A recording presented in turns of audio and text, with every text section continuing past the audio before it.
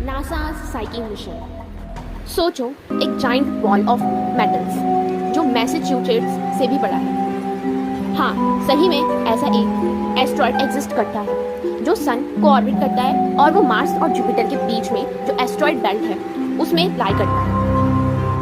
पर इसके अंदर क्या रहस्य है हमारे सोलर सिस्टम से रिलेटेड? इसी रहस्य को सुलझाने के लिए नासा अपना एक स्पेसक्राफ्ट भेजने जा रही है 12 अक्टूबर 2023 को, जिसको पूरी दुनिया साइकी मिशन के नाम से जानेगी। आज इस वीडियो का टॉपिक ये साइकी एस्ट्रॉयड मिशन ही होने वाला है। इस वीडियो के दौरान हमें ये पता लगेगा कि साइकी एस्ट्रॉयड कैसा है, क्या है, ये साइकी मिशन किस चीज़ के ऊपर है, इसकी पूरी फंक्शनिंग क्या है और इस दौरान भी क्या क्या चीज़ों के बारे में पता करें। तो चलिए स्टार्ट करते हैं अपने इस जर्नी को। साइकी एस्ट्रॉयड, जी हाँ, यह एक टिपिकल एस्ट्रॉयड है। जहाँ दूसरे एस्ट्रॉयड रॉक और वाटर से बने हुए हैं, वहीं ये अनोखा एस्ट्रॉयड मेटल जैसे कि आयरन और निकल से बना है। इसकी ये खासियत ही इसे साइंटिफिकली और इकोनॉमिकली इतना वैल्यूएबल बनाती है। कुछ एस्टिमेट्स तो ये भी कह रहे हैं कि इसकी वर्थ $10 क्विंटिलियन है, जो कि पूरे वर्ल्ड की इकोनॉमी से बिलियन टाइम्स ज़्यादा है। पर इसका मतलब यह बिल्कुल भी नहीं है कि इस मिशन का टारगेट साइकी को माइन करना है, बल्कि इस मिशन का यह उद्देश्य है कि यह सोलर सिस्टम से रिलेटेड क्या हिस्ट्री कंसिस्ट करता है और हमें और क्या जानकारी बता सकता है। ऐसा माना जा रहा है कि यह कभी बेबी प्लैनेट हुआ करता था, जो कि लावारिस था। इसी वजह से वो इधर उधर एस्ट्रॉयड और प्लैनेट से टकराने के कारण उसकी अपर लेयर खत्म हो गई और केवल बच गया कोर, जिसे हम साइकी के नाम से जानते हैं। अगर ये बात सच निकले तो साइकी मिशन के जरिए हमें ये पता चल सकेगा कि प्लानिटरी कोर कैसे प्रोड्यूस और इवॉल्व होते हैं, साथ ही हमें मैग्नेटिक फील्ड कैसे जनरेट होती है इसके बारे में भी जानकारी पता लगेगी, और यह हमें हार्मफुल रेडिएशन से कैसे बचाते हैं ये भी। यह लगभग 140 माइल्स और 226 डायमीटर में है, जो पूरी एस्ट्रॉयड बेल्ट में सबसे बड़ा है। इसका शेप इरेगुलर है, मान की पोटैटो हो, और यह हर 4 घंटे 12 मिनट में एक बार रोटेट करता है। यह सन को ऑर्बिट करता है average 280 million miles 440 million kilometre दूरी पर, जो अर्थ से 3 गुना ज़्यादा दूरी पर है सन से। साइकी के सरफेस का टेम्परेचर -200 डिग्री फ़ारेनहाइट से 200 डिग्री फ़ारेनहाइट तक वैरी होता है। इट डिपेंड्स कि सन इसके सामने है या फिर दूर है। अगर एस्टिमेट्स की बात की जाए तो इसके कंपोजिशन के बारे में ये जानकारी पता लगी है कि इसके अंदर 90% मेटल और 10% सिलिकेट रॉक मौजूद होगा, और यह भी माना जा रहा है कि इसके अंदर वाटर और अदर मेटल्स भी पाने की संभावना है।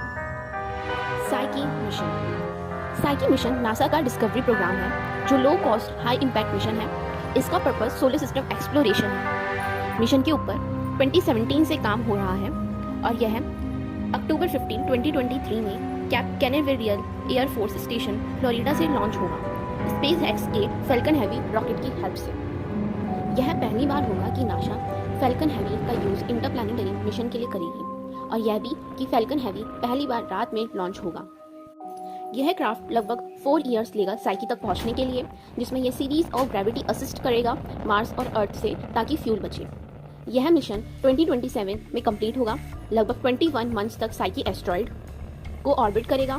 इस दौरान यह अलग अलग साइंटिफिक ऑब्जर्वेशंस एंड मेजरमेंट करेगा, जिसमें साइकी का structure, composition, topography, magnetism and thermal properties भी शामिल होंगे। इस स्पेसक्राफ्ट के 4 मेन पार्ट्स हैं। सोलर इलेक्ट्रिक प्रोपल्शन सिस्टम, जिसमें सोलर पैनल्स का यूज हुआ है to generate electricity and ion thruster, ताकि स्पेसक्राफ्ट को प्रपल किया जा सके। सेकंड, मैग्नेटोमीटर, जो साइकी के मैग्नेटिक फील्ड, गामा रे और न्यूट्रॉन रे को मेजर करेगा। Third, gamma ray neutron spectrometer, जो साइकी के एलिमेंटल कंपोजिशन का पता लगाएगा। फोर्थ, मल्टी स्पेक्ट्रल इमेजर, जो साइकी के सरफेस की इमेज अलग अलग वेवलेंथ पर सेट करके लेगा। इस स्पेसक्राफ्ट में लेजर एल्टीमीटर भी है, जो साइकी के शेप और टोमोग्राफी का पता लगाएगा, वेरियस लेजर बीम्स को उसकी सरफेस पर बाउंस करा के। इस मिशन के 4 फेज हैं: cruise phase, the approach phase, the orbit phase and the departure phase. पहला क्रूज फेज, यह लॉन्च टाइम से लेकर साइकी के अराइवल के 6 महीने तक रहेगा। इस दौरान स्पेसक्राफ्ट अपने रेगुलर चेकआउट और कैलिब्रेशन करेगा अपने वेरियस इंस्ट्रूमेंट्स और सिस्टम के। द अप्रॉच फेज, यह फेज 6 महीने पहुंचने से पहले या टाइम पीरियड से लेकर साइकी के ऑर्बिट में इंसर्शन तक रहेगा। इस दौरान यह साइकी की इमेज लेगा और इसकी ट्राजेक्ट्री को एडजस्ट करेगा ताकि इंसर्शन सक्सेसफुल हो। थर्ड, ऑर्बिट फेज, जो इंसर्शन टाइम से लेकर मिशन एंड तक रहेगा। इस दौरान ये साइंटिफिक ऑब्जर्वेशन करेगा 3 डिफरेंट ऑर्बिट में। पहला 45 डे ऑर्बिट जो 435 माइल्स एल्टीट्यूड पर है, 90 डे ऑर्बिट जो 186 माइल्स एल्टीट्यूड पर है, 45 डे ऑर्बिट जो 93 माइल्स एल्टीट्यूड पर है। फोर्थ, डिपार्चर फेज, यह मिशन एंड से लेकर अर्थ से कम्युनिकेशन एंड होने तक रहेगा। इस दौरान यह स्पेसक्राफ्ट साइकी एस्ट्रॉयड के ऑर्बिट को लीव करेगा और डाटा कंटिन्यूसली ट्रांसमिट करेगा जब तक कि इसकी क्षमता होगी। Potential impact and benefit of psyche mission, इस मिशन का एक गहरा इम्पैक्ट होगा पूरे साइंस पर और पूरी सोसाइटी पर। पहला यह है कि हमारी साइंटिफिक नॉलेज को ये एनहांस करेगा related to formation of planetary core and evolution. Psyche की प्रॉपर्टीज़ को दूसरे अदर प्लैनेट से कंपेयर करके हम अपने सोलर सिस्टम के रिलेटेड मॉडल और थ्योरीज को भी एनहांस कर सकेंगे।